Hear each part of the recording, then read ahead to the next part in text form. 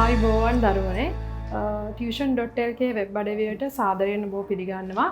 ඔබ දන්නවා tuition.lk web අඩවියට පිවිසීම තුළින් ඔබට පාඩම් වලට අදාළ වීඩියෝ දර්ශන නැරඹීමටත් ඒ වගේම ප්‍රශ්න පත්‍ර කිරීමටත් ඒවැ උත්තර පරීක්ෂා කර ගැනීමටත් අවස්ථාව ලැබෙනවා කියලා.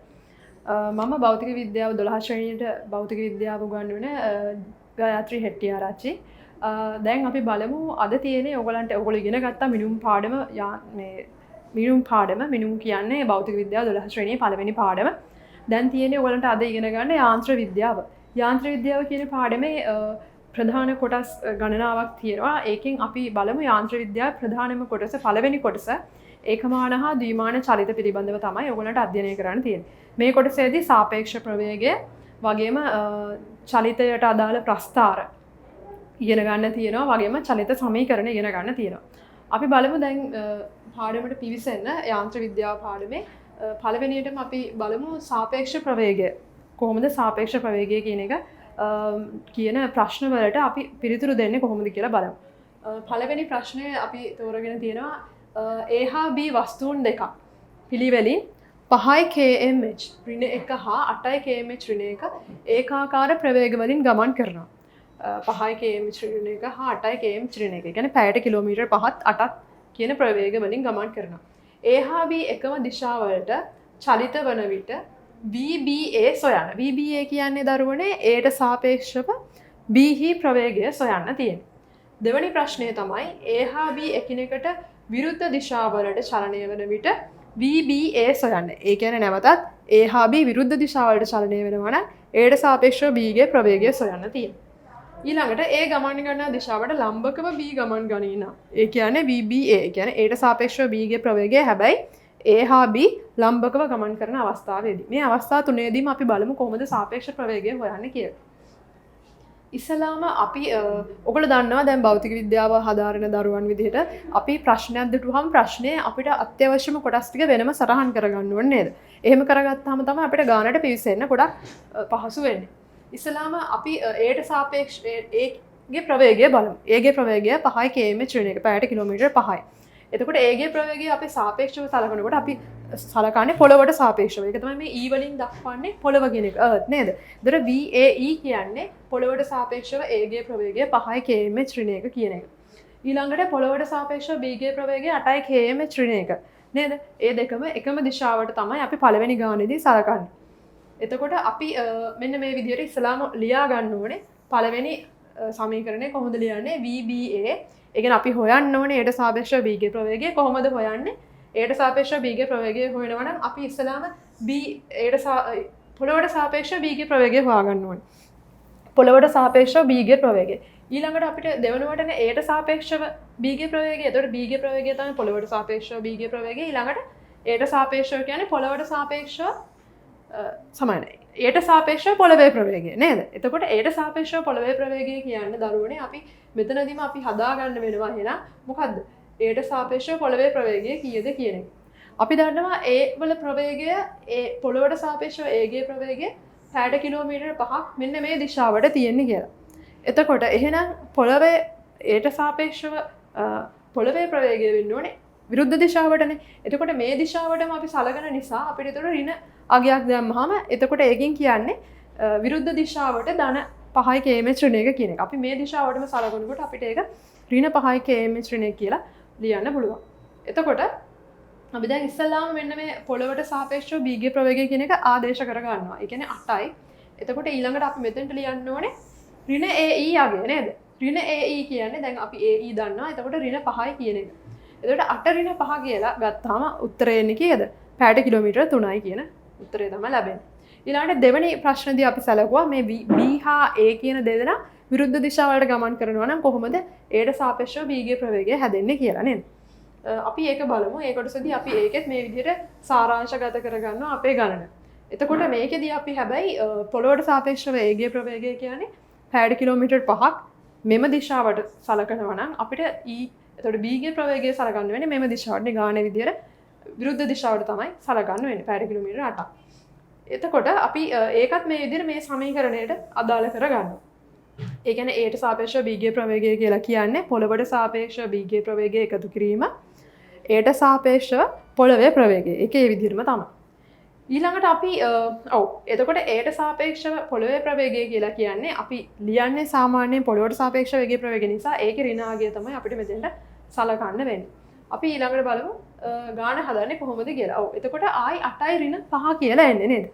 එතකොට මෙතනදී ඍණ 5 එන්නේ. හැබැයි ඍණ 5 කියලා අපි දැම්මට මේ ඍණ 5 කියන්නේ මේ දිශාවට විරුද්ධ දිශාවට ඍණාගය නේ.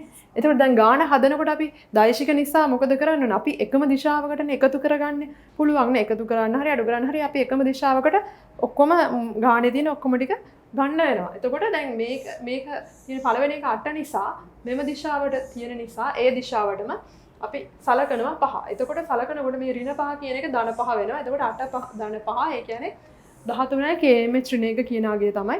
දැන් පැයට කිලෝමීටර් 13 කියන ආගය තමයි ලැබෙන්නේ පිළිතුර විදියට. ඊළඟට අපි තුන්වෙනි කොටසේදී කතා කරේ ලම්බකව ගමන් කරනකොට කොහොමද අගය හැදෙන්නේ කියලා නේද? ලම්බකව ගමන් කරනකොට. එතකොට පොළොවට සාපේක්ෂව වේගයේ ප්‍රවේගය 5 km ශ්‍රේණියක. 5 km ශ්‍රේණියක මෙහිදී එන්නේ අපි සලකන්නේ මෙන්න මේ දිශාවට. මේ දිශාවට නේද? එතකොට ඊළඟට පොළොවට සාපේක්ෂව වේගයේ ප්‍රවේගය සලකන්න පොළොවට සාපේක්ෂව වේගයේ ප්‍රවේගය අපි ඉහළට සිරස්ස ඉහළට සලකනවා. එතකොට මේ දෙක ලම්බකයිනේ. ඊළඟට ඒට සාපේක්ෂව බීගේ ප්‍රවේගය. ඒට සාපේක්ෂව බීගේ ප්‍රවේගය තමයි අපි හොයන්නේ අර සුපුරුදු සමීකරණයට අපි ඒක අදාළ කරගන්න. එතකොට සුපුරුදු සමීකරණයට දැම්මහම ඔයගොල්ලෝ දන්න පළවෙනිටම ලියන්නේ මොකද්ද? b පළවෙනිට මෙතන පදේ පළවෙනියට තියෙන b නිසා පොළොවට සාපේක්ෂව බීගේ ප්‍රවේගය. ඊළඟට දෙවෙනියට a තියෙන නිසා a මෙතනට දෙවනුවට තමයි ලියන්නේ. ඒ කියන්නේ ඒට සාපේක්ෂව පොළොවේ ප්‍රවේගය. ඉස්සල විදිහටම අපි ලියා ගන්නවා මේ සමීකරණය. ඊළඟට අපි දන්නවා මේක පොළොවට සාපේක්ෂව බීගේ ප්‍රවේගය තියෙන ඉහළට සිරස්ස ඉහළට. ඒ කියන්නේ 8යි. ඊළඟට පැත්තට තියෙන්නේ තිරස්ස මෙම දිශාවට. ඒ කියන්නේ 5යි. එතකොට අපි මෙතනදී දන්නවා දෛශික දෙකක් තියෙන්නේ. පළවෙනි පාඩමේ ඉගෙන ගන්න දෛශික කොහොමද එකතු කරන්නේ කියලා. දැන් මේ අවස්ථාවේදී ලම්බකව දෛශික දෙකක් ගමන් කරනවා කියලා කියන්නේ ඔයගොල්ලන්ට මතක් වෙන්න ඕනේ. මෙතනදී අපි අදාළ කරගන්න ඕනේ මොකද්ද? පයිතගොරස් ප්‍රමේය කියන එක. එතකොට මෙහිදී අපි ඍජුකෝණී ත්‍රිකෝණයකට මේ අගයන් දෙක ආදේශ කරගන්නවා. අපි මෙන්න මේ පාදය ඍජුකෝණී ත්‍රිකෝණයේ මේ θ කියන අගයෙන් අපි පෙන්නනවා කෝණය අදාළ කෝණය. එතකොට 8 කියන එක තිරස්ස ඉහළ තියෙන පාදයක්. තිරස් පාදය පහ විදිහට තිරස්ස ඉහළට 8ක් අපි සලකනවා. මෙහිදී මේ r කියලා කියන්නේ අපිට ලැබෙන පිළිතුර නේද? 8 r කියලා කියන්නේ අපි දන්නවා මෙහි දෛශිකවල එකතුවෙන් ලැබෙන ප්‍රවේගය තමයි r වලට ලැබෙන්නේ. එතකොට 8 5 කියලා කියන්නේ මේක ඍජුකෝණී ත්‍රිකෝණයක් නම් කර්ණය ලැබෙනවා නම් මෙන්න මේ පාද දෙකේ වර්ගයේ එකතුවෙන් තමයි අපිට මේ කර්ණයේ අගය r අගය ලැබෙන්නේ නේද? එතකොට r වර්ගය කියලා කියන්නේ එහෙනම් මේ 8 වර්ගය එකතු කිරීම 5 වර්ගය.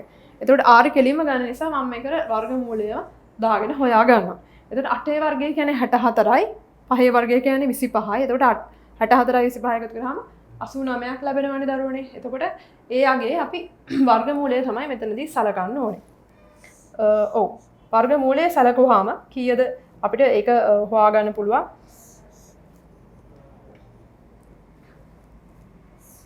89 වර්ගමූලය 9.45යි පැයට කිලෝමීටර් කියලා ලැබෙනවා. ඊළඟට අපිට මේ දෛශික දෙක අතර කෝණය සැලකීමේදී කොහොමද කෝණය ලබා ගන්නේ? මෙතනදී අපිට tan θ දාලා මෙන්න මෙතනදී මේ q කෝණය අපිට ගන්න පුළුවන්. q වල කෝණය tan θ 8 බෙදීම 5 කියන අගයෙන්. එතකොට tan එකට 8 බෙදීම 5 කියලා ලබා ගන්න පුළුවන්. ඒ අගය තමයි මේ දෙන්න වෙනුවටම දෛශික කියන්නේ 8 කියන්නේ තිරස්ස ඉහළට 5 කියන්නේ තිරස් අගය 8 කියන්නේ සිරස් අගය. ඒ දෙක එකතු වුනහම දෛශිකයේ විදිහට ලැබෙන ප්‍රවේගයේ කෝණය ලැබෙන්නේ තිරස්ව tan θ වලින් තිරසට කොච්චරද කියන අගය මෙතනදී මේ θ කෝණයෙන් ලැබෙනවා. එතකොට දෛශිකය නිසා අපි ඒ අගය අනිවාර්යෙන් හොයන්න ඕන දරුවනේ. මොකද ප්‍රවේගය කියන්නේ දෛශික රාශියක්. එතකොට අපි ඒ අනිවාර්යෙන් මෙහිදී ලැබෙන ප්‍රවේගය නැත්නම් a වලට සාපේක්ෂව b ගේ ප්‍රවේගය ඒවට සාපේක්ෂව b ගේ ප්‍රවේගයේ දෛශිකය නැත්නම් දිශාව අපි දක්වන්න ඕනේ. ඊළඟට ඔයගොල්ලෝ ඉගෙන ගන්න යන්නේ චලිත සමීකරණ ගැන. දැන් ඒකමාන හා ද්විමාන චලිතය කියන ප්‍රධාන පළවෙනි පාඩමේ පළවෙනි කොටසේ දෙවෙනි පාඩමේ පළවෙනි කොටස තමයි ඒකමාන හා ද්විමාන චලිතය. ඒ කොටසදී ඔයගලන්ට ඊළඟට ඉගෙන ගන්න තියෙනවා චලිත ප්‍රස්ථාර ගැන. මෙහිදී ඔයගොල්ලෝ ඉගෙන ගන්නත් කලිනුත් ඉගෙනගෙන තියෙනවා කලින් ශ්‍රේණිවලත් නේද? ප්‍රවේග කාල ප්‍රස්ථාර. එතකොට මෙහිදී ඔයගොල්ලන්ට ත්වරණ කාල ප්‍රස්ථාරත් පිළිබඳව පොඩ්ඩක් අධ්‍යයනය කරන්න වෙනවා. ත්වරණ කාල, ප්‍රවේග කාල, විස්ථාපන කාල. ඊළඟට අපි බලමු කොහොමද මේ ගානක් තුළින් අපි මේ පාඩමට පිවිසෙන්නේ කියලා. මේ ගාන ඔයගොල්ලන්ට පේනවා නියත ත්වරණයේ නිශ්චලතාවයේ සිට චලිත වන වස්තුවක් තප්පර 20කදී 160යි. තප්පරයට මීටර් 160ක් ප්‍රවේගය ලබා ගන්නවා. ඉන්පසු නියත මන්දනයක් යටතේ තප්පර 60කදී නිසල වෙනවා. තප්පර වර්ගයට මීටර් 2ක ත්වරණයෙන් ආපසු හැරී තප්පර 10ක් ගමන් කරයි. එහෙනම් ප්‍රවේග කාල ප්‍රස්ථාරය තමයි පළවෙනියටම අඳින්න තියෙන ගාන. ඒතර ප්‍රවේග කාල ප්‍රස්ථාරය අඳිනකොට ඕගොල්ලෝ අනිවාර්යයෙන්ම මේකෙදි මොකද කරන්න ඕනේ? අපි ප්‍රවේග කාල ප්‍රස්ථාරයක් අඳිනකොට මේකේ අපි හොයාගන්න ඕනේ අපිට අවශ්‍යම කරුණු ටික නේද? දැන් මෙහිදී තියෙන නියත ත්වරණය. නියත ත්වරණයක් කියලා කියන්නේ ප්‍රවේග කාල ප්‍රස්ථාරයක නියත ත්වරණයක් කියලා කියන්නේ ප්‍රවේග කාල ප්‍රස්ථාරයක අනුක්‍රමණය නියත අනුක්‍රමණයක් ලැබෙන විදිහට අඳින රේඛාවකින් අපිට නියත ත්වරණය පෙන්වන්න පුළුවන්. චලිත වෙන වස්තුවක් තප්පර 20කදී තමයි 160 ms ඍණ 1 කියන ප්‍රවේගය ලබා ගන්න. ඊට පස්සේ ආයෙ චලිතය වෙනස් කරනවා නේද? නියත මන්දනයක් ලබා ගන්න. එහෙනම් මෙහිදී ලැබෙන උපරිම ප්‍රවේගය කීයද? 160ක්. එතකොට තප්පර 20කදී තමයි 160 කියන ප්‍රවේගය ලබා ගන්න. ඒක මේ ගාන තුල පැහැදිලිව තියෙනවා. ඊළඟට තප්පර 60කදී මොකද වෙන්නේ? මන්දනය. ඉන්පසු නියත මන්දනයක් යටතේ තප්පර 60කදී නිශ්චලතාවයට පත් වෙනවා. දැන් මෙහිදී ත්වරණය දක්වන්නේ ප්‍රවේග කාල ප්‍රස්ථාරයේ මේ අතර. එහෙනම් මන්දනය ප්‍රවේගයේ අඩුවීම කියන එකනේ. ප්‍රවේගයේ වැඩිවීම ත්වරණය, ප්‍රවේගයේ අඩුවීම, නියතව අඩුවීම නම් නියත බෑවුමක් සහිතව නියත අනුක්‍රමණයක් සහිතව අපිට අඳින්න වෙනවා මේ අතර රේඛාවක්. ඒකෙන් තමයි මන්දනය කියන එක පැහැදිලි වෙන්නේ. එතකොට තප්පර 60කදී දැන් 20ට 60ක් එකතු කරාම එහෙනම් මෙතන තප්පර 80 කියන එක තමයි දක්වන්න ඕනේ. ඊළඟට නිශ්චලතාවයට පත් වෙනවා නේද? නිසල වෙනවා. නිසල වෙනවා කියලා කියන්නේ ප්‍රවේග කාල ප්‍රස්ථාරයක නම් t x අක්ෂය නේද? නැත්නම් t අක්ෂය කාල අක්ෂයට තමයි අදාළ කරගන්නේ. ඒතර ප්‍රවේගය බිඳුවක් වෙනවානේ. ප්‍රවේගය බිඳුව කියලා කියන්නේ නිශ්චලයි කියන එක. එතකොට එතනින් තමයි මේ නිසල වෙනවා කියන එක මෙන්න මෙතන එතනින් අපිට පැහැදිලි වෙනවා. ඊළඟට තප්පර වර්ගයට 2ක් ත්වරණයෙන් ආපසු හැරී තප්පර 10ක් ගමන් කරනවා. දැන් ආපසු හැරෙනවා කියන්නේ ඉදිරියට ගමන් කරන කෙනා ආපසු හැරෙනවානේ. හැරෙනවා කිව්වම ප්‍රවේගය මොකද වෙන්න ඕනේ? ප්‍රවේගය ඍණ වෙන්න ඕනේ. ප්‍රවේගය ඍණ කියලා කියන්නේ මේ ප්‍රස්ථාරයේ ඍණ කොටසට යන්න වෙනවා. ප්‍රවේගයේ ඍණ කොටසට තමයි මේ අදින වෙලාවට ඒක මෙතන තමයි අදින්න ඕනේ. නැතු උඩට ඇඳලා හරියන්නේ නැහැ. ඒකට ප්‍රවේගයේ ඍණ කොටසෙන් තමයි අදින්න ඕනේ. තප්පර වර්ගයට 2ක්. තප්පර වර්ගයට 2ක් ත්වරණයෙන් ආපසු හැරී තප්පර 10ක් ගමන් කරනවා. තප්පර 10ක් ගමන් කරනවා නේද? එතකොට අපි දැන් මෙන්න මෙතන අදිනකොට අපිට ප්‍රවේගය මෙතනදී ප්‍රවේගය අපි දන්නේ නැහැ. නමුත් මෙතන ත්වරණය දීලා තියෙනවා. එතකොට ඒකෙන් අපිට හොයාගන්න තියෙන්නේ අපි ඊළඟ ගානට පිවිසෙමු.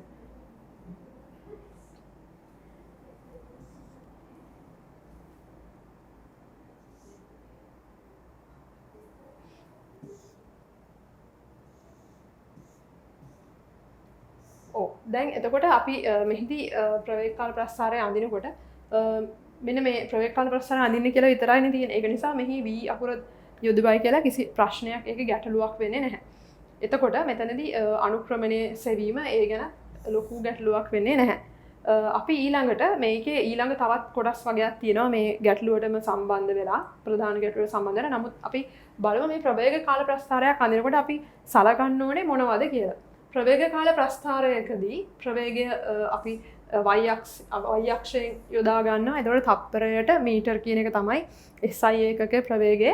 එතකොට කාලය නම් තප්පර කියන එක.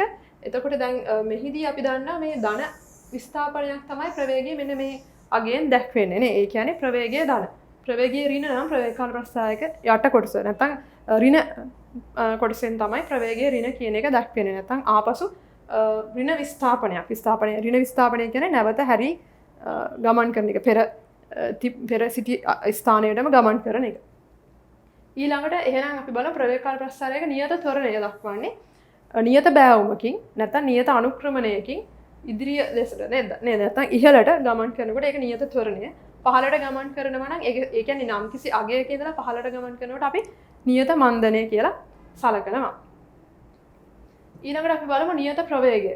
නියත ප්‍රවේගය කියලා කියන්නේ ප්‍රවේගය එකම ප්‍රවේගය කියන එක නෙවෙයි. නියත ප්‍රවේගයක් කියන්නේ එකම ප්‍රවේගයක සිටිනවා කියන එක. එතකොට x අක්ෂයට සමාන්තරව ඇඳගන්න වෙනවා මෙන්න මේ වගේ රේඛාවක්. එතකොට x අක්ෂයට සමාන්තරව තිරස් රේඛාවකින් අපිට නියත ප්‍රවේගය කියන එක දක්වන්න පුළුවන්.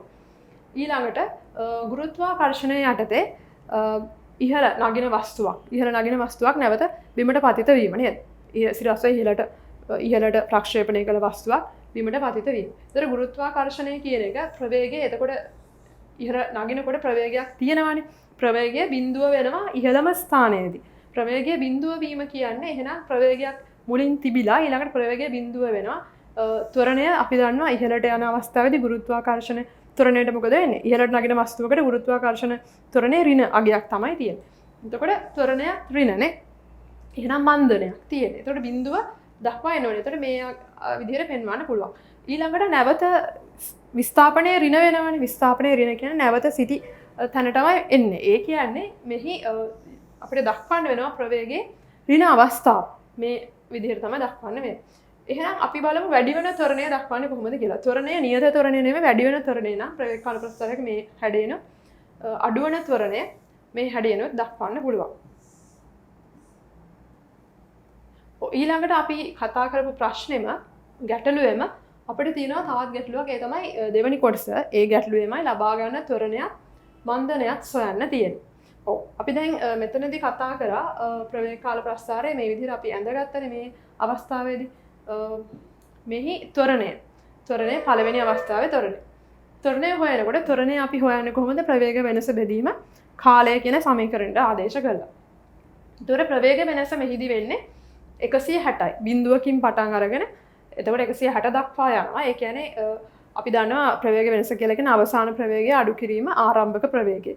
ඒ කියන්නේ 160 අඩු කිරීම බිඳුවනේ. එතකොට 160ම තමයි. කාලය ගත වුණේ ඒ කාලයට තප්පර 20යි. එතකොට මෙතන 160 20ෙන් බෙදුවාම තප්පර වර්ගයට මීටර 8ක් කියලා ත්වරණය ලැබෙනවා. පළවෙනි අවස්ථාවේදී නේද? ඊළඟට මෙහිදී මන්දනය සොයන්න. දෙවෙනි අවස්ථාවේදී එක්වරම මේ මන්දනයට ලක් වෙනවනේ නේද? නියත මන්දනයකින් ආපසු හැරී ගමන් කරන්න පෙර නියත මන්දනයකටපත් වෙනවා. නියත මන්දනයේදී මන්දනය හොයන්නේ එහෙනම් එහිදීත් එහෙමයි 160 බෙදීම 60. දැන් ඔයගොල්ලෝ බලනවා ඇති මෙතන ඇයි ඍණ දාලා නැත්තේ කියලා. ඔව්. දැන් මන්දනය කියලා ලියපු නිසා මම ඍණ කියන අගය දාන්නේ නැහැ. මන්දනය කියන්නේ ඍණ ත්වරණය කියන එකමනේ. ඒක නිසා මෙතන ඍණ අගය දාන්නේ නැහැ. නමුත් ත්වරණය කියලා ලියුවොත් ඍණ කියලා දාන්න ඕනේ. මොකද ඍණ ත්වරණය කියන්නේ මන්දනයට. ඒක නිසා මෙහිදී 160 බෙදන්න ඕනේ 60. තප්පර 60ක් තමයි නියත මන්දනය යටතේ ගමන් කරේ. 160 60න් බෙදුවාම අපිට ලැබෙනවා තප්පර වර්ගයට මීටර 2.67 කියන අගය. ඔව් ඊළඟට අපි අර ප්‍රස්ථාරයෙන් හොයාගත්තේ අවසානයේට ලැබුණු ප්‍රවේගය සොයන්නනේ. අවසානයේ ලැබුණු ප්‍රවේගය සොයන්න තමයි තියෙන්නේ. අපි එතනදී අපිට පොඩි ප්‍රශ්නකුත් ඇති වුණානේ මේ v කියන්නේ මොකක්ද කියන අගේ v අගයෙන් පෙන්වන්නේ මොකක්ද කියන එක නේද? එහෙනම් අපි කොහොමද ඒක හොයන්නේ? අවසාන ප්‍රවේගය v නම්. ඔව් අවසාන ප්‍රවේගය v නම් අපිට ගානේ දීලා තියෙනවා. මේකේ ත්වරණය නියත ත්වරණයකින් ගමන් කරන්නේ තප්පර වර්ගයට මීටර 2ක් කියලා. එහෙනම් අපි ඒ අගය යටතේ ත්වරණය සමානයි ප්‍රවේග වෙනස බෙදීම කාලය කියන සමීකරණයට ආදේශ කරලා මේ v කියන එක හොයාගන්න පුළුවන් නේද? ත්වරණය සමාන වෙන්නේ 2කට. එතකොට v ප්‍රවේග වෙනස අපි ඒකට v කියන අගයම දාමු. එතකොට v බෙදීම 10යි. තප්පර 10ක දෙන්නේ. එතකොට අපිට ලැබෙනවා v සමානයි. ඔව් මෙහි v කියන එක උක්ත කරාම 2 වැඩි කිරීම 10 තමයි අගය ලැබෙන්නේ. ඒ කියන්නේ 20යි ms ඍණයක නැත්නම් තප්පරයට මීටර 20ක් කියන අගය තමයි අවසාන ප්‍රවේගයේ විදිහට අපිට ලැබෙන්නේ. ඔව් එතකොට දරුවනේ ඔයගලන්ට මේක ආපහු බලා ගන්න පුළුවන්.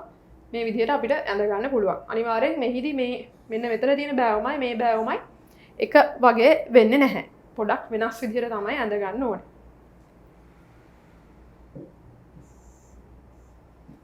ඊළඟට සිදු කළ විස්ථාපනය සොයන්න. ඔව් මෙහිදී සිදු කළ විස්ථාපනය අපි කොහොමද හොයන්නේ?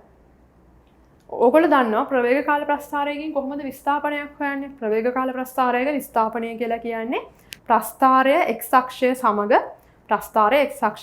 සාධන වර්ගඵලය. නේද? ඒකින් තමයි අපිට විස්ථාපනය ලබා ගන්න පුළුවන්. දැන් ඉදිරියට ගිය දුර අපි සිදු කළ විස්ථාපනය හොයනවා නම් එක් අවස්ථාවේදී අපිට හොයා ගන්න පුළුවන්. අපි ඉස්සලාම දුර හොයලා ඉමු. ඉදිරියට ගිය දුර. ඒ කියන්නේ අපිට භාගය වැඩි කිරීම 160 වැඩි කිරීම 80. තවත් පැහැදිලි වෙන අපි නැවතත් මේකට යමු. ඔව්. මේ තියෙන්නේ අපිට අපේ ප්‍රස්ථාරයනේ. ප්‍රස්ථාරයෙන් තමයි අපි මේ භාගය දාලා මෙන්න මේ විදිහට හොයාගන්නේ. 160 කියන්නේ මේ උස 20 කියන්නේ මේ අගය.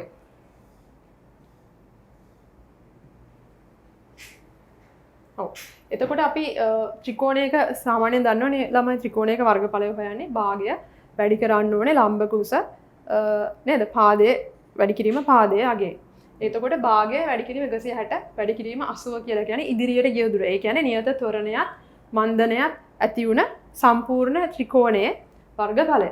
භාගය වැඩි කිරීම 160 වැඩි කිරීම 80. එතකොට 7200යි මීටර කියන අගය අපිට ඉදිරියට ගිය දුර විදියට ලැබෙනවා. ඊළඟට ආපසු පැමිණි දුර.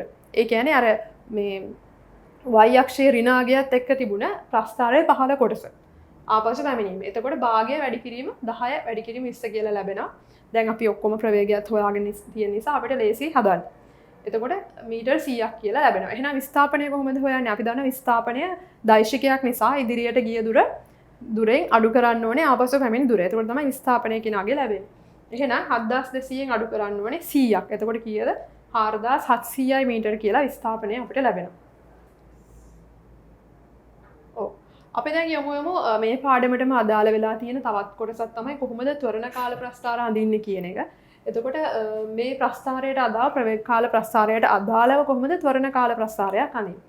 එතකොට ත්වරණ කාල ප්‍රස්ථාරයක තියෙන්නේ x අක්ෂයෙන් කාලයක් y අක්ෂයෙන් ත්වරණයක් පෙන්වන්න ඕනේ. එතකොට ත්වරණයේ ඒකක අපි දක්වන්න වෙනවානේ ප්‍රස්ථාරයක් අඳිනකොට වරහන් ඇතුලේ ඒකක දක්වනවා. ඒ කියන්නේ තප්පර වර්ගයට මීටර්, කාලය නම් තප්පර. එතකොට අපිට ඉස්සලාම ලැබුණ ත්වරණයනේ අපි දැන් හොයාගෙන තියෙන ගාණය තුල හොයාගෙන තියෙන තප්පර වර්ගයට මීටර් 6ක් තමයි ඉස්සලාම තිබිච්ච ත්වරණය, නියත ත්වරණය කියලා. එතකොට ඒක නියත අගයක් නිසා අපිට සරල රේඛාවකින් දක්වන්න පුළුවන් x අක්ෂයට සමාන්තර සරල රේඛාවකින් ත්වරණය දක්වන්න පුළුවන්. එතකොට අපි අගය දක්වන්න ඕනේ පැහැදිලිව 6යි. ඊළඟට මේක ගමන් කළ තියෙන තප්පර 20ක් තුල ඊළඟ තප්පර 60 තුල මොකද වුනේ? ඒ කාලයේදී මන්දනය වුණා නේද? මන්දනය කියලා කියන්නේ ත්වරණ කාල ප්‍රස්ථාරයක නම් කොහෙද? ත්වරණ කාල ප්‍රස්ථාරයක මන්දනය කියලා කියන්නේ දරුවනේ ඍණ අගය කියන එක. ඒ කියන්නේ y අක්ෂයේ ඍණ අගය තමයි එතනදී සලකන්න ඕනේ. එතකොට අපිට මෙතනදී ඉස්සල්ලාම ත්වරණය පළවෙනි ත්වරණය ලැබිලා තියෙන්නේ 2 කියන අගය. පළවෙනි ත්වරණය කියන්නේ මන්දනය නේද? මන්දනයේ පළවෙනි අවස්ථාවේදී 2 කියන අගය තමයි ලැබිලා තියෙන්නේ. එතකොට පළවෙනි අවස්ථාවේදී 2 අගයත් දෙවෙනි අවස්ථාවේ 2.67 කියන අගයත් මේ විදිහට ඕකලන්ට පෙන්වන්න පුළුවන්.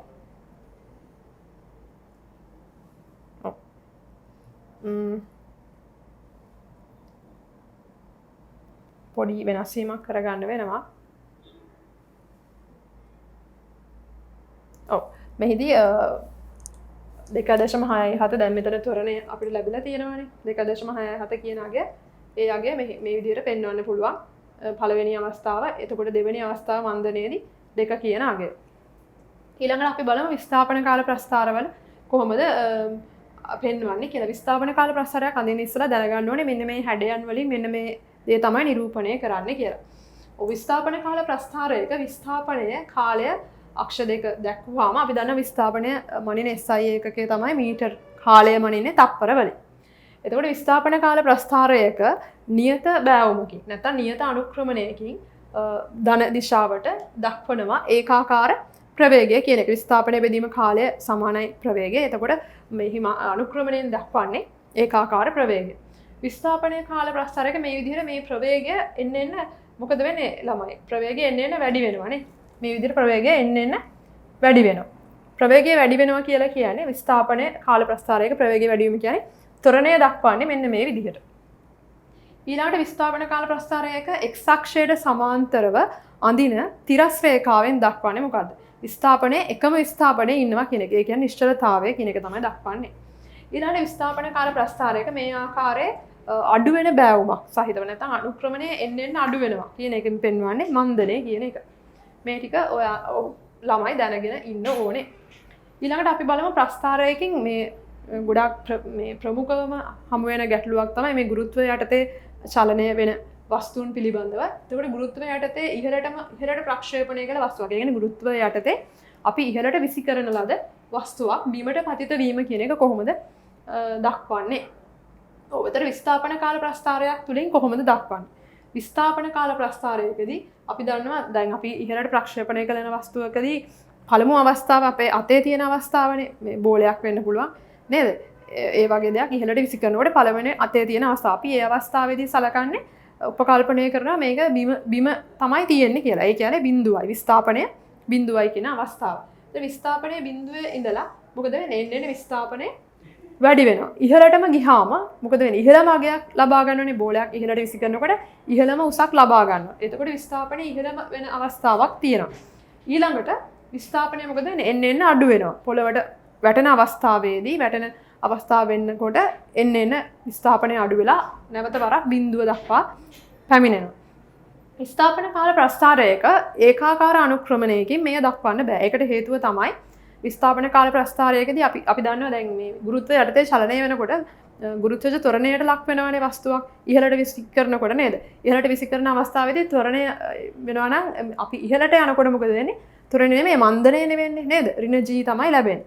ඒ කියන්නේ එතකොට මෙතනදී මන්දනයක් තමයි අපි පෙන්වන්න ඕනේ. විස්ථාපන කාල ප්‍රස්ථාරයක මන්දනයක් මේ ආකාරයකට ඒ කියන්නේ අඩු වෙන බෑවුමකින් පෙන්වන්න ඕනේ. ඊළඟට මේ විදිහට මොකද වෙන්නේ? ඉහළටම ගිහිල්ලා බෝලේ ඉහළටම ගියාට පස්සේ එතනදී නැවත බිමට පතිත වෙනකොට ත්වරණය එන්න වැඩි වෙනවා. නේ ගුරුත්වාකර්ෂණ ත්වරණය එන්න වැඩි වෙනවා. එතකොට ඒ අවස්ථාවේදී මෙන්න මේ විදිහට විස්ථාපනය නැත්තම් බෑවුම වැඩිවීමක් තමයි නැවත පැමිණෙන දිශාවට දක්වන්න ඕනේ. එතකොට මේක දුර කාල ප්‍රස්ථාරයක දක්වනවා නම් මෙන්න මේ විදිහට නේද? මන්දනය ත්වරණය කියන එක මේ ආකාර දෙකකින් බෑවුම් කොටස් දෙකකින් දක්වන්න පුළුවන්. ඊළඟට අපි බලමු කොහොමද විස්ථාපන කාල ප්‍රස්ථාරයක් ප්‍රවේග කාල ප්‍රස්ථාරයක් බවට පරිවර්තනය කරගන්නේ කියලා. මේ තියෙන්නේ මම පරිවර්තනය කරන යොදාගත්ත විස්ථාපන කාල ප්‍රස්ථාරය. මේ විස්ථාපන කාල ප්‍රස්ථාරයේ ඉස්සල්ලාම තියෙන්නේ ඒකාකාර බෑවුමක්. අපි දන්නා විස්ථාපන කාල ප්‍රස්ථාරයක ඒකාකාර බෑවුමක් කියලා කියන්නේ ඒකාකාර ප්‍රවේගයක් කියන එක.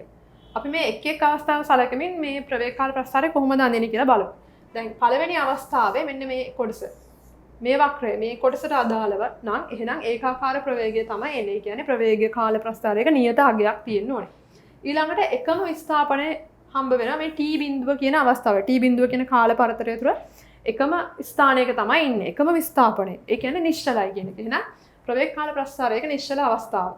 ඊළඟට යම්කිසි විස්ථාපනයක් අයත් කරගෙන නැවත තමන් සිටින ස්ථානයට පැමිණීම නේද? තමන් සිටින ස්ථානයට පැමිණෙනවා කියලා කියන්නේ නැවත ආපසු හැරී ගමන් කරන අවස්ථාව. ඒ කියන්නේ මේ එන්න මොකද කරන්නේ? විස්ථාපනය අඩු වෙන අවස්ථාව. බිඳුව දක්වා එන අවස්ථාව. ඒ කියන්නේ මේ අවස්ථාවේදී පෙන්වන්නේ මොකද්ද? ඒකාකාර ප්‍රවේගයකින් නැවත ආපසු හැරී ගමන් කිරීම. ඒ කියන්නේ අපිට මෙහිදී යොදා ගන්න වෙන ප්‍රවේග කාල ප්‍රස්ථාරයක ඍණ ප්‍රවේගයක් කියන එක. මොකද දිශාව මාරු වෙන නිසා නේද? ධන දිශාවට නෙමෙයි ඍණ දිශාවට. එන ඒකාකාර ප්‍රවේගය මේ ආකාරයට තමයි දක්වන්න වෙන්නේ. ඊළඟට අපි යමු යාන්ත්‍ර විද්‍යාවේ ඒකමාන හා ද්විමාන චලිතයට අදාළව චලිත සමීකරණ කියන කොටසට. චලිත සමීකරණ ඔයගොල්ලෝ දන්නවා කිහිපයක්ම තියෙනවා. අපි බලමු ගානට අදාළව කොහොමද අපි චලිත සමීකරණ තෝරාගන්නේ සහ ඒ ගාන කොහොමද හදන්නේ කියලා. පළවෙනි ගානේ තමයි වස්තුවක් බිම සිට තප්පරයට මීටර් 40ක ප්‍රවේගයෙන් සිරස්ව ඉහළට විසි කරනවා. එතකොට එය ඉහළ ගමන් කරන උපරිම උස ඒ සඳහා ගත වන කාලය සහ පියාසර කාලය හොයන්න තියෙනවා. ඉස්සලාම අපි දරුවනේ මේ වගේ ගානක් දැක්කහම ගාන මොකද කරන්න ඕනේ? ඉස්සලාම අපි කෙටියෙන් මේ ගානේ කියන දේ පැහැදිලිව රූප සටහනක් මගින් ඇඳ ගන්න ඕනේ. නැත්නම් පැහැදිලිව අදාළ ගානට අදාළ කරුණු ටික ලියා ගන්න ඕනේ. දැන් ඉස්සලාම අපි දන්නවා දැන් මෙහිදී චලිත සමීකරණ වල දැනගන්න ඕන දෙයක් තමයි v මෙහි තියෙන සංකේත කිහිපයක්. vu as කියන සංකේත. s වලින් කියන්නේ විස්ථාපනය, t කියලා කියන්නේ කාලය, a කියන්නේ ත්වරණය, v කියන්නේ අවසාන ප්‍රවේගය, u කියන්නේ ආරම්භක ප්‍රවේගය. එතකොට මේ ගානට අදාළව ආරම්භක ප්‍රවේගය කියලා කියන්නේ u කියන එක. u කියන්නේ කීයද? 40යි ms ඍණ 1 කියන අගය නේද? ඊළඟට මේ ඉහළට ප්‍රක්ෂේපණය කරන අවස්ථාව. දැන් අපි දන්නා බෝලයක් ඉහළට ගියාම ඉහළට යන්න මොකද ත්වරණය අඩු වෙනවනේ. අඩු වෙලා බිඳුව වෙන අවස්ථාවක් ලැබෙනවා. එතකොට v බිඳුව වෙන අවස්ථාව ලැබෙනවා. එතකොට ඒ කාලය තුල ඍණ g ත්වරණය. ඒ කියන්නේ ගුරුත්වජ ත්වරණය ඍණාගයකින් තමයි ගමන් කරන්නේ. මන්දනය වීමක් නේ. එතකොට මේ දැන් පළවෙනි ගානේදී කියන්නේ උපරිම උස. මෙන්න මේ අවස්ථාවට අදාළ උපරිම උස තමයි හොයන්න කියන්නේ. එතකොට අපි S හොයන්න ඕනේ. නේද? ඔව්. ඒ වගේම මේ පියාස මේ ඒ සඳහා ගත වන කාලය හොයන්න ඕනේ. මේ අවස්ථාවේදී කියන්නේ ඉහළට ගමන් කිරීමට ගත වූ කාලය, ඉහළම ලක්ෂයට ගමන් කරන්න ගත වූ කාලය. එතකොට කොහොමද අපි ඒක හොයන්නේ? ඔව් මේ අවස්ථාවේදී අපිට සලකන්න පුළුවන් v වර්ගය සමාන u වර්ගය ධන 2as කියන සමීකරණය. ඒ මොකක් හොයන්නද? අපි s හොයන්න ඕනේනේ. s හොයන්න. ඒ කියන්නේ විස්ථාපනය හොයන්න නම් ඒක තමයි ඕනේ. මොකද අපි v දන්නවා, u දන්නවා, a දන්නවා. ඒ අගයන් ටික දන්නවා. අපිට හොයන්න තියෙන්නේ s විතරයි. ඒතර මේ සමීකරණයෙන් අපිට ඒක හොයාගන්න පුළුවන්. පළවෙනිම ගැටලුවට අදාළ පිළිතුර හොයාගන්න. එතකොට v කියන්නේ බිඳුවයි කියන එක v බිඳුවයි u 40යි. එතකොට 40 වර්ගය එකතු කිරීම 2 ඍණ 10 වැඩි කිරීම s. ඍණ 10 වෙන්නේ මම කිව්වා මන්දනය වෙන නිසා ඍණ 10යි. එහෙනම් ඍණ 20යි s 1600. එතකොට මෙතන බිඳුව තියෙන නිසා අපිට පුළුවන් 20යි s ඍණ ධන කරගන්න නේද? මේ සමාන ලකුණින් වම් පැත්තට දාගන්න පුළුවන් 20යි s. එතකොට 1600ට සමාන වෙනවා. එහෙනම් s සමානයි 1600 බෙදීම 20. ඒ කියන්නේ මීටර් 80ක් කියලා පිළිතුර ලැබෙනවා. එහෙනම් ඉහළට ගමන් කරන උපරිම උස මීටර් 80යි. එහෙනම් අපි කොහොමද මේකේ කාලය හොයාගන්නේ? ඔව්. කාලය හොයාගන්න අපි v දන්නවා, u දන්නවා, a දන්නවා. එහෙනම් අපිට යොදා ගන්න පුළුවන් සමීකරණය තමයි v සමානයි u ධන at කියන සමීකරණය. v සමානයි u ධන at වලට දැම්මම v කියන්නේ බිඳුවයි, නැවතත් u කියන්නේ 40යි. ඍණ 10යි t. ඍණ නිසා ඍණ 10යි t. ඒක ඍණ 10යි t සමාන ලකුණින් වම් පැත්තට දාගත්තාම 10යි t ධන වෙනවා සමානයි 40.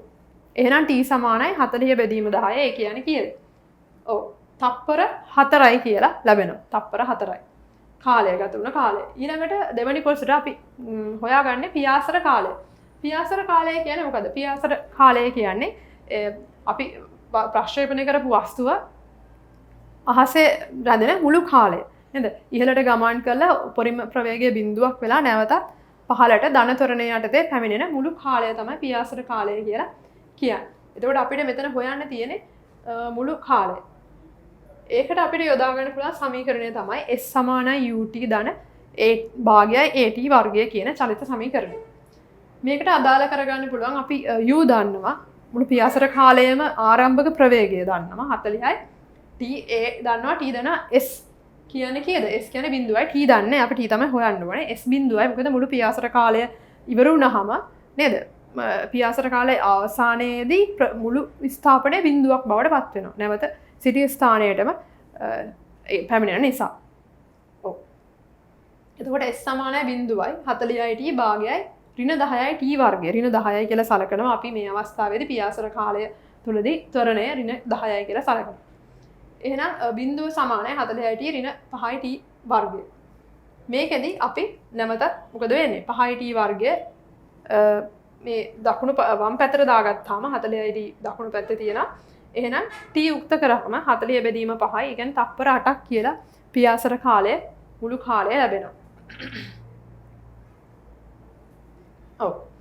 ඊළඟට අපි බලමු ඔව් ඕගොල්ලන්ට මේ දැන් මෙතන දෙකෙන් වැඩි කරනවට ඔයගොල්ලෝ දැන් හිතන්න පුළුවන් මේ සමන u ධන at අගේ 4ක් ලැබුණ නිසා ඒක දෙකෙන් වැඩි කරලා ගන්නවා කියලා නේද? ඔව්. මම අනුමත කරන්නේ මේක ගොඩක් වෙලාවට ඔයගොල්ලන්ට ගොඩක්ම හොඳයි s සමානයි ut ධන භාගය at වර්ගය කියන සමීකරණයට ආදේශ කළ පියාසර කාලය හොයනවා නම්. ඊළඟට අපි බලමු දෙවෙනි ගැටලුව. මීටර් 45යි උසක සිට වස්තුව නිශ්චලතාවයේ නිදහස් කරනවා. උඩක ඉඳලා මේ නිදහස් කරන වස්තුවක් ගැන කතා කරන්නේ ගුරුත්ව ත්වරණය යටතේ ගමන් චලිත වන අවස්ථාවන් වලදී මෙය සලකන්න පුළුවන්. ඒ කියන්නේ උසක ඉඳලා 45 මීටර උසක ඉඳලා නිශ්චලතාවයෙන් පොළොවට පතිත කරන අවස්ථාව. ඉතින් පොළවේ වදින විට ප්‍රවේගයයි ඒ සඳහා ගත වූ කාලයයි තමයි හොයන්න තියෙන්නේ. පොළවේ වදිනකොට ප්‍රවේගය සඳහා ගත වූ කාලය. එතකොට මම මෙතන ඇඳගෙන තියෙනවා වගේ පොඩි කෙටි සටහනක් නැත්තම් කෙටි රූප ටිකක් ඇඳ ගන්න පුළුවන්. එතකොට මුළු උස එතකොට කීයද? පොළවේ වදිනකම්ම 45 මීටර උසක් ගමන් කරලා තියෙනවා. u සමානයි බිඳුව. නිශ්චලතාවය එන්නේ. පටන් අරන් තියෙන u සමානයි බිඳුව. අපි හොයන්න ඕනේ v. එතකොට මෙහිදී ධන g ත්වරණය ධන ත්වරණයක් තමයි තියෙන්නේ නේද? ගුරුත්ව ත්වරණය ධන වැටෙන අවස්ථාව නිසා. මෙහිදී අපි යොදා ගන්න පුළුවන් අපිට ඉස්සලාම හොයන්න ඕනේ ප්‍රවේගයනේ. ඔව් v වර්ගය සමාන u වර්ගය ධන 2as මේක යොදන්න හේතුව තමයි අපි s දන්නවා a දන්නවා u දන්න අපිට v විතරයි හොයන්න තියෙන්නේ. එක සංරචකයයි හොයන්න තියෙන්නේ. එහෙනම් අපිට ඒක හොයාගන්න පුළුවන්. v වර්ගය සමානයි බිඳුවයි ධන මේ දෙක aට ආදේශ කරනවා 10 s 45 ආදේශ කරනවා. එතකොට අපිට මේ මුළු වැඩි කිරීමෙන්ම ලැබෙන 900යි කියලා v වර්ගය. එහෙනම් v කියන්නේ 900 වර්ගමූලය. ඒ කියන්නේ තප්පරයට මීටර් 30ක් තමයි අවසාන ප්‍රවේගය ලැබෙන්නේ. එතකොට ඒ සඳහා ගත වූ කාලය හොයන්න ඕනේ. ගත වූ කාලය හොයන්න නම් v දන්නවා u දන්නවා a දන්නවා. එහෙනම් v සමාන u ධන at කියන සමීකරණය තමයි යොදා ගන්න ඕනේ. ඒ සමීකරණයේදී අපි v හොයාගත්තා 30යි u බිඳුවයි ධන at 10යි. එහෙනම් 30 10යි ගත්තාම t යුක්ත කරාම අපිට ලැබෙනවා තප්පර 3ක් කියන කාලය. ඊළඟට අපි තවත් බලමු තවත් අවස්ථාවක් මේ චලිත වලම සිදුවන. ඒ තමයි යම්කිසි කෝණයකින් ප්‍රක්ෂේපණය කරාම ඒ කියන්නේ සිරස්ව ඉහළට ප්‍රක්ෂේපණය කරාම කෝණයක් නැහැනේ. දැන් මේ වගේ අවස්ථාවක කෝණයකින් ප්‍රක්ෂේපණය කරන ගානක් තමයි තියෙන්නේ. එතකොට තිරසට අංශක 30ක් ආනත කෝණයකින් ප්‍රක්ෂේපණය කරන වස්තුවක් තප්පරයට මීටර් 50ක් ප්‍රවේගයකින් තමයි විසි කරන්නේ. මේකෙදි දක්වලා තියෙනවා මීටර් 20ක් උස කණු දෙකක් මුදුන යන්තමින් ස්පර්ශ කරනවලු මේ චලිත වෙන වස්තුව. එතකොට ඒ කණු දෙක අතර දුර තමයි හොයන්න තියෙන්නේ. කාලයයි දුරයි. කොහොමද ඒක හොයන්නේ? ඔව්. අපි බලමු අපි දැන් මේ විදිහට මේ කෙටි සටහනක් ඇඳගෙන තියෙනවා. උස කණු දෙකක් මුදුනේ කොහොමද ගමන් කරනවා කියලා කියන්නේ. ඒ කියන්නේ එක් අවස්ථාවකදී ඒ ඉහළම ලක්ෂයට යොමු වෙන අවස්ථාව ඊළඟ අවස්ථාවේදී පහළට වැටෙන අවස්ථාව. ඒ අවස්ථා දෙකේදී තමයි මේ කණු දෙක අතරින් ගමන් කරන්නේ. ඒතර මීටර 20ක් කණු දෙකක් අතරින්. ඒ ගාලය අපි t කියලා යොදා ගමු. ඔව්. මෙහිදී අපිට පුළුවන් s සමාන ut ධන භාගයයි at වර්ගය කියන අගය දාලා ඒ කියන්නේ ඒ සමීකරණය තමයි යොදා ගන්න. ඒකට හේතුව දැන් අපි t හොයන්න ඕනේ. s අපි දන්නවනේ. s අපි දන්නවනේ. කණුවක් ළඟට ළඟා වෙන්න නම් මීටර 20ක් පොළවේ ඉඳලා ඉහළට විස්ථාපනය කියන දෛශකයක් නිසා සිරස්ව ඉහළට 20ක් තමයි විස්ථාපනය තියෙන්නේ. s සමාන ut අපි u දන්නවා 50යි sin 30යි t 50යි sin 30 කියන්නේ කෝණයත් එක්ක තමයි අපිට සලකන්න වෙන්නේ මෙහිදී. 50යි sin 30 t ධන භාගය වැඩි කිරීම 10යි t වර්ගය. මෙහිදීත් අපි 10 කියන එක මොකද වෙන්නේ? ඍණ වෙනවනේ. ඍණ වෙන නිසා මෙහිදී අපිට ඍණ 5යි t වර්ගය තමයි ලැබෙන්නේ. එතකොට මේ මුළු sin t කියන්නේ sin 30යි කියන්නේ සමාන sin 30යි කියන්නේ භාගයයි කියන එක. එතකොට මෙහිදී අපිට 25යි තමයි ලැබෙන්නේ 25යි t 20යි. එතකොට මේ මුළු සමීකරණයම අපි බෙදා ගන්න පුළුවන්. පහෙන් බෙදා ගන්න පුළුවන්. බිඳුව මේ පැත්තට දාලා ඒ කියන්නේ අපිට මේක සමීකරණයේ වර්ගජ සමීකරණයක් විදිහට තමයි විසඳන්න වෙන්නේ. බිඳුව සමානයි ඍණ 5යි t වර්ගය ධන 25යි t ඍණ 20. මේක අපිට පහෙන් බෙදා ගන්න පුළුවන්. එතකොට t වර්ගය ඍණ 5යි t ධන 4 වෙනවා. මෙහිදී මේ දෙකම ඍණ අගයන් වලින් තියෙන නිසා අපිට මේ දෙකම ධන කරලා මැදට ඍණ දාගත්තාම මේ ගාන ලේසියෙන්ම පහසුවෙන් හදන්න පුළුවන්. ඒක වර්ගජ සමීකරණ වලදී ඔයගොල්ලෝ දන්න දෙයක් නේද? එතකොට මේ අපි දන්නවා දැන් වර්ගජ සමීකරණය ගැන පොඩ්ඩක් මේ සඳහන් කරන්න නිසා මම මේක විසඳන හැටි ඔයගලන්ට පෙන්නලා තියෙනවා. t වර්ගයේ සමාන ඍණ 5යි t ධන 4නේ. එතකොට ඍණ 5යි t කියන එක අපිට ලියා ගන්න පුළුවන් ඍණ 4යි ඍණ t කියලා. එතකොට මේ දෙක වැඩි කිරීමෙන් මේ 4 ලැබෙන්නේ. ඍණ වැඩි වුණාම මේ දෙක එකතු වුණාම ඍණ 5යි t ලැබෙනවා. ඒ කියන්නේ අපිට වර්ගජ සමීකරණ දෙකක් ලැබෙනවා t ඍණ 4යි t ඍණ 1යි කියලා. එතකොට t සමානයි එහෙනම් මේකෙන් අපිට අදාළ අගයන් දෙකක් ලැබෙනවා. ඒ තමයි t සමානයි තප්පර 4යි t සමානයි තප්පර 1යි කියන අගයන් දෙක. අපි බලමු කොහොමද දැන් මේ ගානේ ඉතුරු ටිකට යොමු වෙන්නේ කියලා. අපි ඊළඟට යොමු ළමයි කොහොමද මේ ගුරුත්වය යටතේ යම්කිසි කෝණයකින් ආනතයක් සහිතව ප්‍රක්ෂේපණය කරන වස්තුවක චලිතය වෙන්නේ කියලා. මෙහිදී තිරසර අපි සලකන ගානේ තියෙන විදිහට තිරසර අංශක 30ක ආනත කෝණයකින් තමයි වස්තුව ප්‍රක්ෂේපණය කරලා තියෙන්නේ. එතකොට මූලික ප්‍රවේගය කියන්නේ u කියන අගය ආරම්භක ප්‍රවේගය 50යි ms ඍණ 1 කෝණයක් සහිත අංශක 30ක කෝණයක් සහිතව තමයි ප්‍රක්ෂේපණය කරලා තියෙන්නේ. මේකෙදී අපි ගානේ සලකන විදිහට කණු දෙකක් මුදුනේ මේ වස්තුව ගමන් කරනවා. ඒ කියන්නේ කණු දෙකක් මුදුනින් ගමන් කරනකොට කණුවක උස 20යි මීටර් 20ක් කියලා සලකලා තියෙනවා. ඒ කියන්නේ සිරස්ව ඉහළටම ප්‍රක්ෂේපණය වුණ දුර. ඒ කියන්නේ v සමානයි බිඳුව වුණ අවස්ථාවේ දී එක කණුවක් ස්පර්ශ කරලා තියෙනවා. ඊළඟ අවස්ථාවේදී නැවතත් බිමට ප්‍රක්ෂේපණය වෙන බිමට චලනය වෙන අවස්ථාවේ. ඒ කියන්නේ ත්වරණය ධන ත්වරණයක් සහිත චලනය වෙන අවස්ථාවේදී දෙවෙනි කණුව ස්පර්ශ කරලා තියෙනවා. එතන මීටර 20ක් ස්පර්ශ වෙලා තියෙනවා. මීටර 20ක් උසකින් ගමන් කරලා තිනවා. දැන් ප්‍රශ්නය අහන්නේ මේ කණු දෙක අතර චලනය වීමට ගත වුණ කාලය සහ කණු දෙක අතර දුර. මේක ටිකක් සංකීර්ණ වගේ තිබුණාට එච්චර අමාරු ප්‍රශ්නයක් නෙවෙයි. දැන් මේකෙදි අපිට ඉස්සලාම සලකන්න ඕනේ හොයාගන්න ඕනේ මේ කණු දෙක අතර අංශුව චලිත වීමට ගත වන කාලය. මේකෙදි අපි යොදා ගන්න දරුවනේ සිරස් අතර සිදුවන චලනය කියන එක. ඉහළට සිදුවන චලනය. මෙහිදී ඉස්සලාම ගමන් කරනකොට පළවෙනි අවස්ථාවේදී කාලය හොයාගන්න පුළුවන්. පළවෙනි කණුව ස්පර්ශ කරනකොට ගත වන කාලය, දෙවෙනි කණුව ස්පර්ශ කරනකොට ගත වන කාලය. සාමාන්‍යයෙන් අපි දන්නවා ඕගොල්ලෝ දැන් ඉස්සෙල්ලත් ඉගෙන ගත්තා මෙන්න මේ සමීකරණයෙන් තමයි අපි පියාසර කාලය එහෙම හදන්නේ නේද?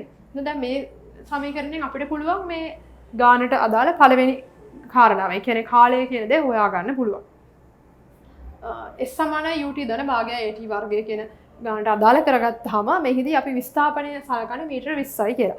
ඔයගොල්ලෝ දන්නවා දැන් ඉහළට ප්‍රක්ෂේපණය කරාම ඉහළදීම මීටර 20ක් අයිති කරගත්තත් නැවත බිමට පතිත වෙන අවස්ථාවේදී මීටර 20ක් ස්පර්ශ කළත් විස්ථාපනය 20ම තමයි. අවස්ථා දෙකේදීම විස්ථාපනය 20යි. මොකද දෛශිකයක් නිසා පොළොව මට්ටමේ සිට ඉහළට උස තමයි එහිදී සලකන්නේ. එතකොට මීටර 20යි. අවස්ථා දෙකේදී මීටර 20යි 50යි sin t කියන කෝණයෙන් තමයි යන්නේ. එතකොට 50යි sin 30යි t ඉහළට නිසා සිරස්ව ඉහළ අවස්ථාව සලකනකොට sin නගියන ගන්නේ නේද ළමයි. ඒක ඔයගොල්ලෝ දෛශික පාඩමෙත් ඉගෙන ගත්තා. දැන් මේකම මේ දිශාවම අපි මේ අතර සලකනකොට sin නගය මේ අතර සලකනකොට cos නගයනේ සලකන්නේ.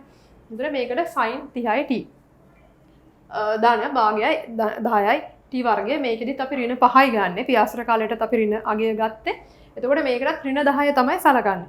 එහෙනම් ඍණ 5යි t වර්ගය කියලා මේ විදිහට ලැබෙනවා. sin 30යි කියන්නේ භාගය කියන අගය. එතකොට 25යි t කියලා ලැබෙන්නේ. එතකොට වර්ගජ සමීකරණයක් සුළු කරන විදිහට තමයි අපි මේ ගාන සුළු කරන්නේ. එහෙනම් බිඳුව කියන අගය වම් පැත්තෙන් දාගෙන සමාන කිරීමේ ලකුණ වම් පැත්තෙන් දාගෙන අපිට පුළුවන් දකුණු පැත්තේ මේ සියලුම ගණන් ටික නැත්තම් පද තුනම යොදා ගන්න.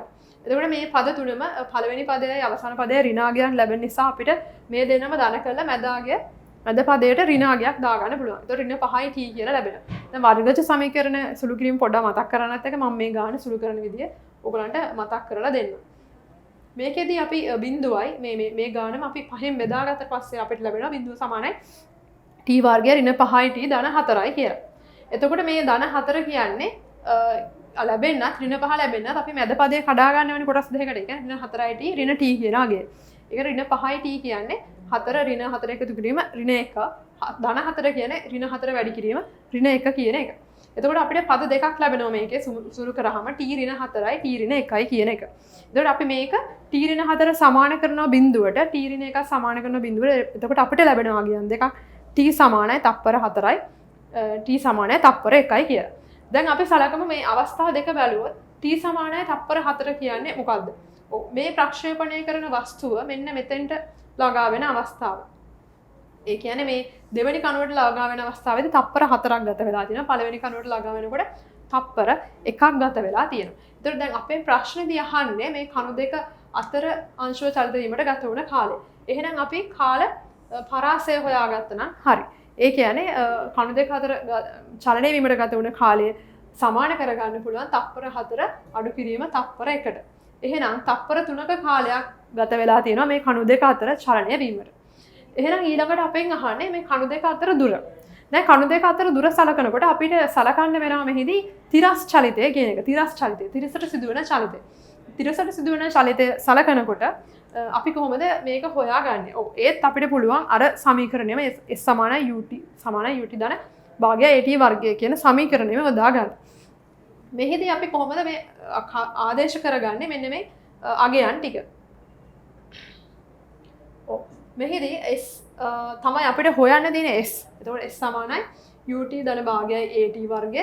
තිරසට සිදුවන චලිතයක් නිසා අපි cos අගය තමයි ගන්න. ඒ කියන්නේ 50යි cos 30යි කියන අගය තමයි U වලට ලැබෙන්නේ. t කියන්නේ පළවෙනි අපි හොයාගන්න ඕනේ ඉස්සල්ලාම මෙන්න මේ මෙතෙන්ට මෙන්න මේ පළවෙනි කණුවට සිදුවන තිරස් චලිතය කොච්චරද කියන එක.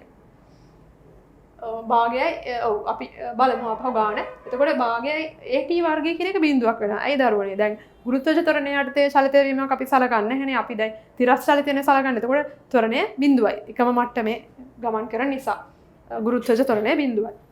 මේ පදයට බිඳුව කියන අගය ලැබෙනවා. එහෙනම් S සමානයි 50යි cos 30 කියන්නේ මූල 3 යට 2යි. ඒ කියන්නේ අපිට ලැබෙනවා S අගය නැත්තම් තිරසට සිදුවන පළවෙනි විස්ථාපනය. ඒ කියන්නේ S සමානයි 25යි මූල 3 කියන එක. පළවෙනි කණුව දක්වා ගමන් කරන දුර. ඊළඟට දෙවෙනි කණුව දක්වා ගමන් කරන දුර අපිට පුළුවන් S සමාන UT ධන භාගයයි AT වර්ගය කියන අගයෙන්ම හොයාගන්න. ඒකටත් U වලට එන්නේ 50යි cos 30 කියන අගය අපි ඉස්සලා කාලය හොයාගත්තා. ඒක වැඩි කරනවා 4ෙන්. එතකොට ගුරුත්වාකර්ෂණය කියන පදයට ඒක නැවතත් බිඳුවම තමයි යෙදෙන්නේ. එතකොට cos 30 කියන්නේ මූල 3 යට 2යි. එහෙනම් මේ ගාන සුළු කරාම අපිට ලැබෙනවා CI මූල 3යි මීටර කියන අගය. එහෙනම් අපිට තියෙන අර කණු දෙක අතර දුර හොයාගන්න මොකද්ද කරන්න තියෙන්නේ? මේ දෙන්නගේ අඩු කිරීමක් සිදු කරා නම් අපිට කණු දෙක අතර දුර හොයාගන්න පුළුවන්.